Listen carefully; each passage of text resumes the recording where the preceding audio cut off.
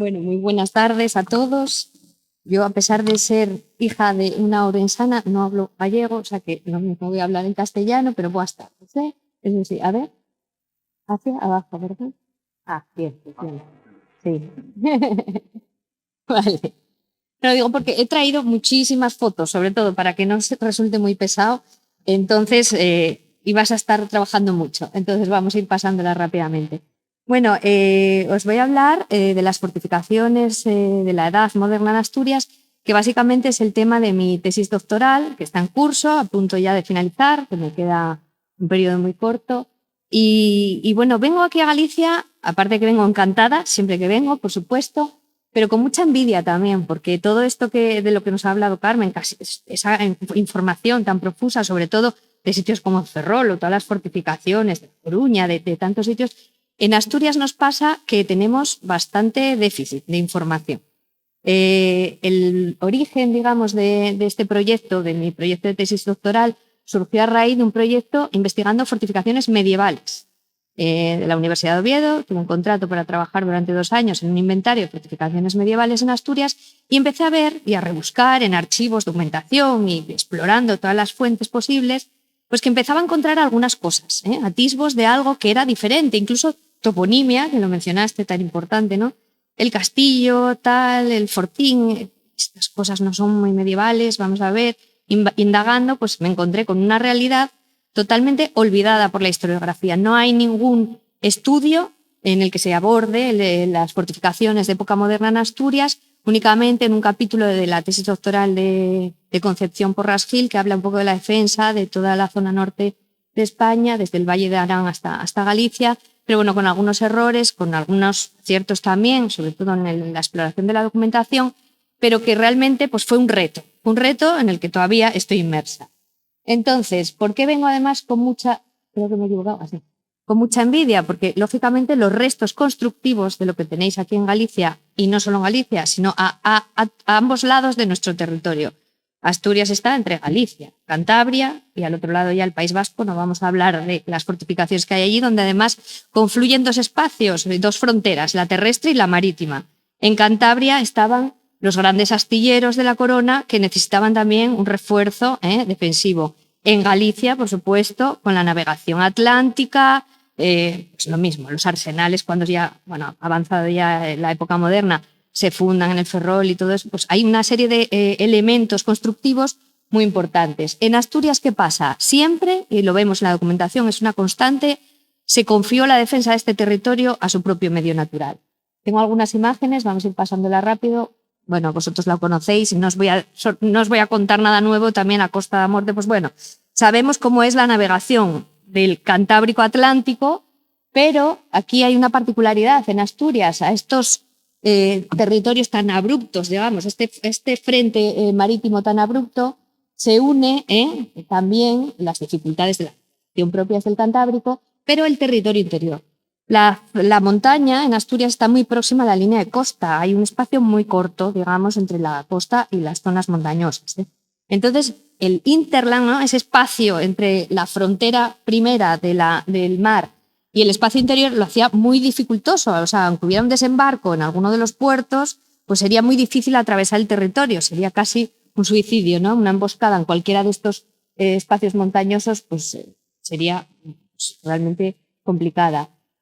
¿Dónde se concentran las fortificaciones? En las rías, en los espacios más abiertos, sobre todo en las rías medianamente navegables, donde vamos a ver una transposición de los elementos defensivos desde época medieval a época moderna en algunos casos, y esos cambios tan interesantes que iba a hacer un poco de repaso, pero Carmen lo hizo fantástico, ¿no? Como a partir de la Edad Media, sobre todo, bueno, vamos a ver algunas fortificaciones de la Edad Media en Asturias, cómo cambia totalmente el concepto poliorcético.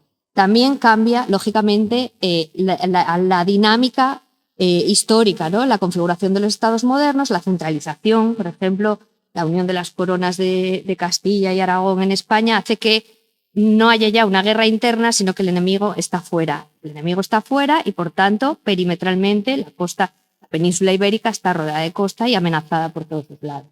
Por lo tanto, como os digo, bueno, aquí veis un ejemplo, esto es la villa de Llanes, como está la luz. Este es el puerto, o sea, el puerto, la ría de Llanes, el puerto está por aquí y la Sierra del Cuera está inmediatamente detrás. Por lo tanto, el territorio marca mucho, el paisaje marca mucho también el emplazamiento. Eso no quiere decir que no se hayan fortificado estos puertos ya desde la Edad Media. Y hay algunos castillos costeros de época alto medieval. Este que vemos aquí es el castillo de Gauzón. No sé, quizás no lo conozcáis, pero bueno, es bastante conocido porque fue el lugar donde se forjó la Cruz de la Victoria, que es el emblema de Asturias. En la parte de atrás de la propia cruz dice que fue hecho en el castillo de Gauzón en el año 908. Era, por tanto, un castillo de primer orden dentro de la monarquía asturiana y estaba en primera línea de costa. Esta imagen es totalmente irreal. Incluso en las cartas náuticas, en los derroteros del siglo XVIII, se ve que el mar llegaba justo hasta aquí. Ha habido una serie de cambios, sobre todo a partir del siglo XVIII y con la industrialización esto está al lado de Avilés, del puerto de Avilés y la zona industrial de Avilés, pues se ganó un montón de terreno al mar, se cegaron las marismas y toda esta plataforma, que son unos 700 metros, desde el emplazamiento del castillo hasta el mar, antes no era tierra, era un castillo costero. Pero bueno, no es lo habitual, no son muchos. Normalmente en su posición, incluso en época medieval, estaban retirados un poco más hacia atrás de la línea de costa. Vemos el castillo de San Martín en Soto del Barco, en un recodo de la ría, del Nalón. Hay algunos, pero son poquitos, que tenemos documentación del siglo X, del castillo de la Isla, por ejemplo, de Aguilar, del Franco, probablemente el emplazamiento del castillo de Aguilar. Pero bueno, no quedan restos constructivos, son el emplazamiento y los conocemos por la documentación. Otros están en las sierras o en los picos un poco más elevados prelitorales, o sea, no directamente en la primera línea de costa, y funcionaron muchas veces como atalayas. Incluso tenemos referencia a que eran puntos de avistamiento para la caza de la ballena, como este de Soberrón, que está... Este de Soberrón está justo muy cerca de la villa de Llanes que os enseñé antes y de hecho lo vamos a ver después. Algunos otros castillos ya, estos son los castillos de corte medieval, los típicos con sus murallas, torres del homenaje, destinados, digamos, a otro tipo de defensa, que no es la que empieza a funcionar, sobre todo con el desarrollo de la pólvora, de las armas de pólvora, y cambia el concepto de fortificación y la poliestética de estos emplazamientos. También las murallas urbanas de las villas costeras, vamos a pasarlo rápido, algunos ejemplos, la villa de Llanes, este de aquí, que os enseñaba antes, el Pico Soberrón, es este que está aquí, la villa de Llanes amurallada, el puerto aquí, bueno, estaría hacia aquí, que no se ve. Entonces, bueno, básicamente los restos constructivos son muy pocos. Pero sí que vemos en algunos de esos espacios que os comentaba, por ejemplo, las rías, pues ese cambio. Esto fue una publicación que hicimos para analizar precisamente esta evolución. Desde época medieval, esta es la ría de Ribadesella, el río Sella, la ría del Sella, un emplazamiento de época medieval, aquí, este de Buraone, documentado ya desde el siglo XI, con esta tipología de murallas, torres, etcétera, en risco encaramado, y cómo en época moderna cambia totalmente, esto se abandona y lo que se establece es una batería de costa justo en la punta más avanzada del puerto de Ribadesella, donde se dispone la artillería con simplemente un muro con unas aberturas para disponer esas piezas de artillería. Conocemos muchos de estos emplazamientos gracias a esos maravillosos planos que hay en los archivos fundamentalmente militares, muchos de ellos que no están digitalizados, afortunadamente cada vez más, porque a través de la Biblioteca Virtual de Defensa ya se están colgando bastantes cosas, pero bueno, cuesta a veces encontrarlos, porque no tienen ni siquiera un sistema de búsqueda, digamos, que adecuado, hay que pasar muchas horas allí. Pero se da la paradoja en Asturias de que tenemos muchísimos proyectos, muchísimos, bueno, nada comparado con Galicia, pero sobre todo en el siglo XVIII, en el momento en que empieza también, ya lo comentó Carmen también, a desarrollarse el conocimiento de la ingeniería. Se funda la Academia de Matemáticas de Barcelona y se empiezan a formar también a los ingenieros y a establecer como un protocolo para diseñar e incluso redactar esos tratados o esos informes súper detallados que nos dan todas las características de estas construcciones. Pues se conocen unos cuantos por la documentación, pero desafortunadamente son muy pocos de los que conservamos restos constructivos. El motivo normalmente es que no se llegaron a ejecutar todos esos proyectos, por lo que os comentaba. Asturias queda un poco en tierra de nadie entre el foco prioritario de Cantabria con sus astilleros, sus fábricas de artillería, Lierga desacabada, Galicia con esa importancia, la navegación, los arsenales, etc. Y Asturias se confió un poco su defensa al propio medio natural. Ahí no llega al medio centenar de sitios en el que podemos rastrear algunas de estas huellas, simplemente por toponimia, por algunos vestigios constructivos y de distintas tipologías de emplazamientos. Un mapa general aquí. Esto lo voy a pasar rápido porque lo ha explicado Carmen muy bien. ¿Cuándo se produjo el cambio? Sobre todo a partir de finales del siglo XV, principios del siglo XVI, el desarrollo de la navegación, el desarrollo de la artillería, de las armas de pólvora, que van a cambiar totalmente el planteamiento, el escenario de la guerra, además de todas esas los condicionantes de la política internacional y nacional.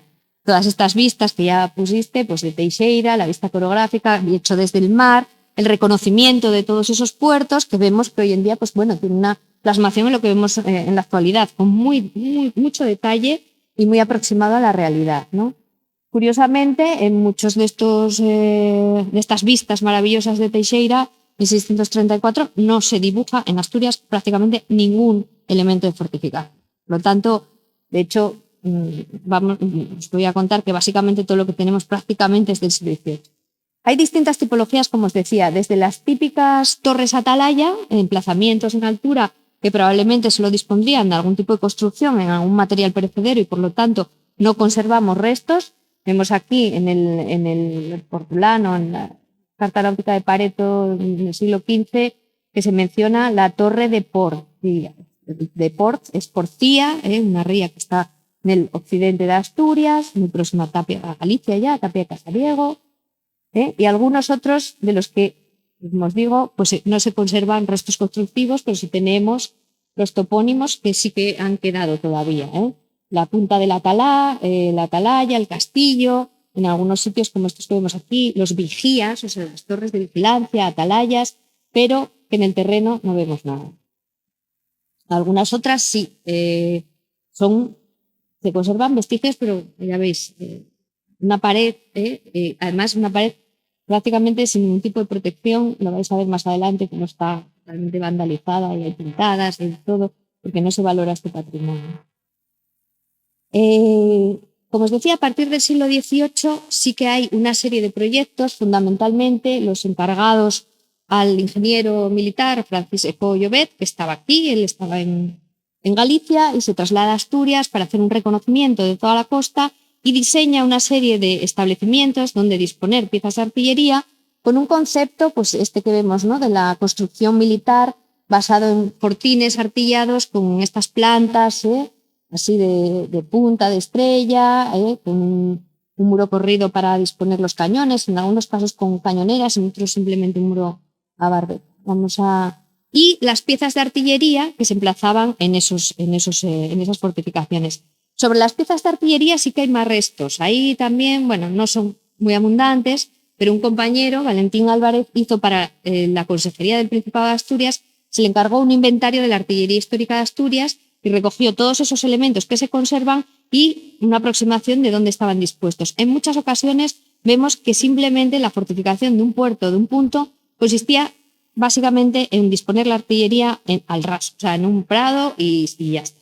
Luego se abandonaban los cañones y en el informe siguiente, unos años después, se decía que estaban perdidos, que las cureñas se habían deshecho, con la humedad, lógicamente, que hay en Asturias, que hay aquí, sin tener una esplanada, porque muchos de ellos no tenían ni esplanada de piedra, con lo que las cureñas estaban encima del terreno, de la tierra, y entonces al final estaban perdidos, ¿no? Mal aderezada y perdida, lo dicen los informes así.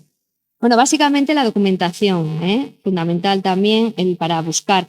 Se da una paradoja cuando yo hago el estudio de este tipo de elementos desde el punto de vista arqueológico. Normalmente los que nos dedicamos a la arqueología histórica, ya no digo nada, si hacemos cosas de época moderna, muchas veces nos dicen, pero bueno, si eso ya lo dicen todos los documentos, ¿no? ¿Qué vais a buscar o qué vais a encontrar que no esté escrito? Bueno, pues en Asturias es bastante habitual que tengamos información documental sobre algunos sitios de los que no conservamos restos y luego os voy a hablar de un ejemplo que se conserva una fortificación perfectamente identificable de la que no tenemos absolutamente ninguna mención documental. Entonces, bueno, es para darle una pensada, ¿no? Los primeros documentos son de la época de los Reyes Católicos, este que veis aquí, encargan a su corregidor, Fernando de Vega, que haga un informe de todos los puntos de la costa y que disponga algunas piezas de artillería para defenderse, ¿no? Pero la descripción que hace aquí, pues eso, lo manda a poner, y aquí da la clave de lo que va a ser la defensa del territorio costero de Asturias desde el siglo XV hasta el siglo XIX, básicamente. Y es lo que dice aquí, ¿no? Que se vaya a las villas y lugares de la costa de la mar, que se ponga mucha guarda y recaudo, que se reparen los muros, o sea, que se aprovechen las estructuras que ya están hechas, que se pongan guardas y que haya vigilancia, velas, rondas y atalayas, que se vigile. Bueno, estas son las claves de lo que es la defensa del territorio costero de Asturias a lo largo de toda la época moderna. Se confió siempre en el propio medio natural, lo hacía prácticamente inaccesible, y que la capacidad de autodefensa de los vecinos, que ellos mismos pues, dispusieran de algunas piezas de artillería y que se arreglaran como pudieran, ¿no? Hay algunos proyectos que se llegaron a ejecutar, por ejemplo, este es un ejemplo interesante, es la Torre de San Juan de Nieva, está a la entrada en la bocana de la ría de Avilés, donde está actualmente el faro, por eso apenas nos quedan restos de ella, pero sobre una fortificación de época bajo medieval, una torre circular, esta que vemos aquí. En el siglo XVIII, 1765 y en el 71 se retoma ese proyecto, se plantea la construcción de una fortificación abaluartada que envolvería esa torre.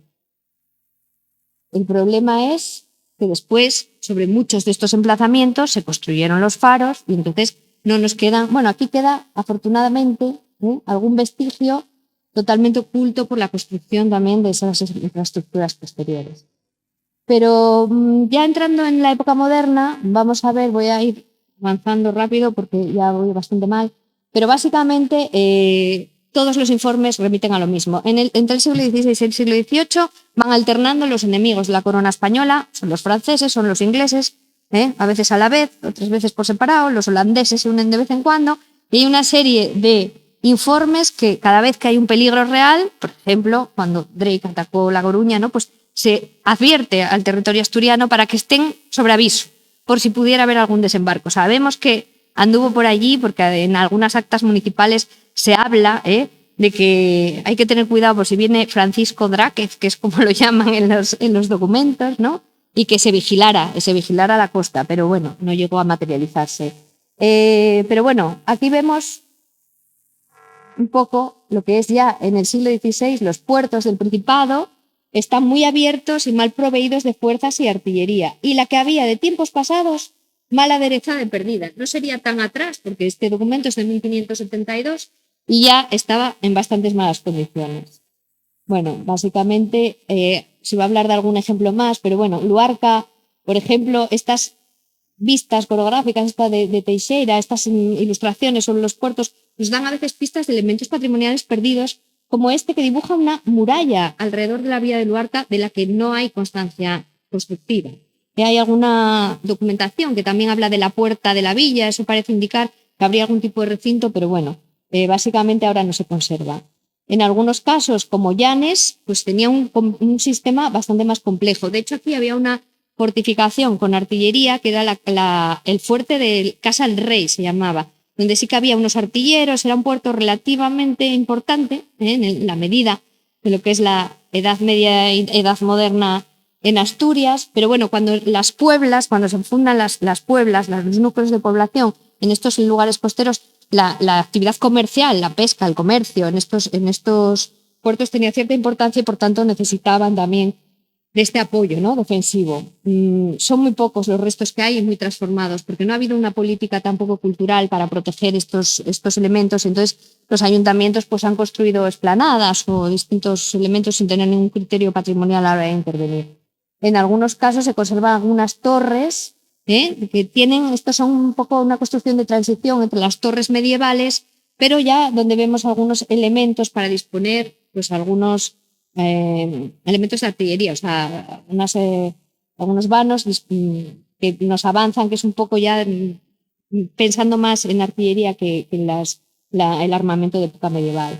Gijón es el puerto más importante de Asturias a partir sobre todo del siglo XVII, antes lo era el de Avilés. Avilés va perdiendo fuerza, fundamentalmente también por un problema que es que su ría se va anegando y entonces hace muy dificultoso la entrada, va perdiendo fuerza y va ganando fuerza Gijón. Pero Gijón en 1634, que ya se podría considerar que es el puerto más importante de Asturias, en el dibujo de Teixeira no aparece ninguna fortificación, simplemente se dibujan y se intuye. Uy, ¿qué pasa? Pues eso, algunas piezas de artillería que estarían dispuestas en la zona del puerto para proteger la entrada. Esta imagen, no es un plano, lógicamente, es una vista que es muy interesante que manda Fernando de Valdés a la corona para reclamar un poco, pues eso, la importancia del puerto de Gijón y la necesidad que tenía. De hecho, él pone su propia artillería a disposición de la villa para defenderse. Gijón es un puerto importante, la navegación del mundo cantábrico atlántico, pues muy próximo. De hecho, se dice que Asturias es frontero con Francia, o sea, hace frontera con Francia, ¿no? Pues porque por el mar y con Inglaterra estaban muy próximos. Pero bueno, no se hace apenas nada. Como os digo, fundamentalmente a partir del siglo XVIII es cuando se desarrollan todos estos proyectos de Francisco de Llobet, pero que muchos de ellos no van a llegar a ejecutarse. Tenemos algunos restos muy transformados también por intervenciones posteriores, pero hay un ejemplo que sí que merece la pena destacar, que es el de la atalaya, la batería de Luarca.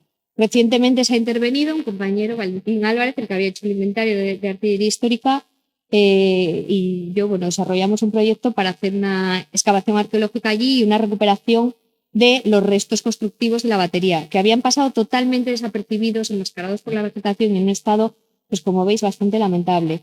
El tema es que sobre los restos de esta batería se había construido nuevamente el faro de la villa de Luarca, que había afectado a esas estructuras, y además a este lado, este muro de aquí, esto que es una afección bastante reciente, es de la construcción del cementerio. El cementerio municipal está aquí, por lo tanto, los restos de la batería han quedado encastrados entre el cementerio y el faro.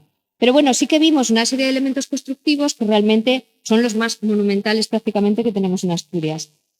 Lo veis aquí, este lienzo se corresponde con esta sección del plano este es de Martín Gabriel, me parece, de Francisco Llobet, son los dos que surgen en el mismo momento, y vemos pues algunos de esos restos con las aberturas para disponer las piezas de artillería, un borje contrafuerte que se ve perfectamente en la planta diseñada por los ingenieros militares. Esta es la superposición del plano a la ortofoto actual y los restos conservados, que son fundamentalmente nada más este trocito de muro. Todo esto está alterado por la construcción de la carretera, la construcción del faro, y se ha perdido también por la propia erosión y la dinámica marina, que también ha afectado mucho a este emplazamiento. Esto resume, a finales del siglo XVIII, resume básicamente lo que fue la defensa de la costa de Asturias. Lo dice Fernando de Gaber en su descripción y lo veis ahí. Lo escabroso de sus orillas, lo quebrado del país que la compone, es decir, eso ya persuade que de ningún modo puedan temerse otros insultos de enemigos que pequeños corsarios que podían desembarcar para hacer aguada y poco daño podrían hacer, ¿no? Entonces, y que tendrían muy escasa ganancia. Por lo tanto, parece que no es necesario hacer eso. No obstante, este es un episodio muy interesante cuando hablabais antes del espionaje, ¿no? Esto es lo mismo. Es un plano hecho por los ingleses en el contexto de la guerra anglo-española, la independencia de América, el apoyo de España, ¿no?, a todo ese proceso. Pues los ingleses desarrollan un plan para invadir Gijón y además lo describen casi como un Gibraltar del norte, o sea, que sería muy fácilmente defendible. De hecho, el emplazamiento de Gijón, la península de Santa Catalina, es un tómbolo que realmente, pues, aislándolo de tierra, eso sería, pues, eso, como Gibraltar prácticamente, y podrían hacer ahí una especie de base militar, que sería muy fácilmente defendible, porque dicen que no hay apenas defensa ni hay artillería, que está en muy malas condiciones y que estaría chupado básicamente llegar y tomar Gijón. Cosa que muchos de los de Oviedo pues, se alegrarían mucho, porque hay bastante pique entre Oviedo y Gijón. Seguro que aquí hay alguno también. Básicamente, la única defensa que se dibuja en esta fecha tan avanzada en Gijón es esta especie de emplazamiento para la artillería aquí, junto a la capilla de la ermita de Santa Catalina, en lo alto del tómbolo de la península de Santa Catalina.